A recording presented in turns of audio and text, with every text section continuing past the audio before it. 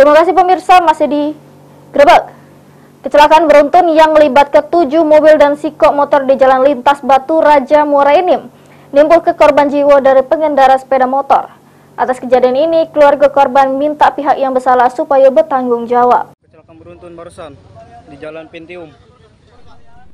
Kecelakaan beruntun yang melibatkan 7 kendaraan roda 4 sama sikok sepeda motor di Jalan Lintas Batu Raja Muara Enim, tepatnya di Desa Tanjung Buhu, Kecamatan Lawang Kidul, menyisakan kesedihan bagi keluarga korban yang meninggal jero peristiwa naas tersebut. Erlan Santosa yang jadi korban karena tertumbur mobil truk angkutan batubara, kemudian korban numbur truk angkutan kasur ninggal ke anak bininya.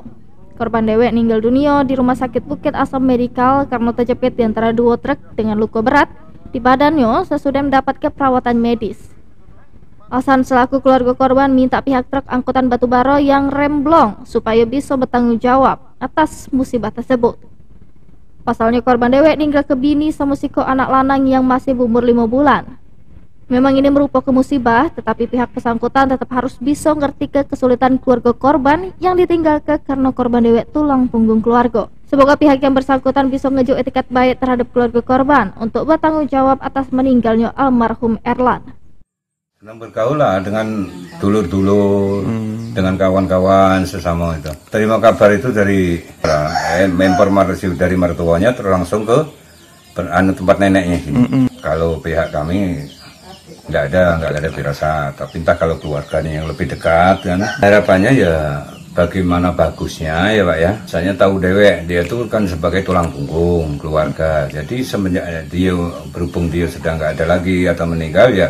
Bagaimana nasib anaknya dengan istrinya itu? Pihak perusahaan harus bertanggung jawab.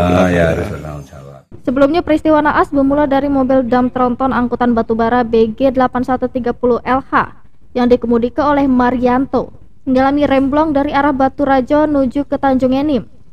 Pas di TKP kejadian, dam tronton tersebut numbur truk di depannya sehingga kendaraan selanjutnya ngantem motor korban.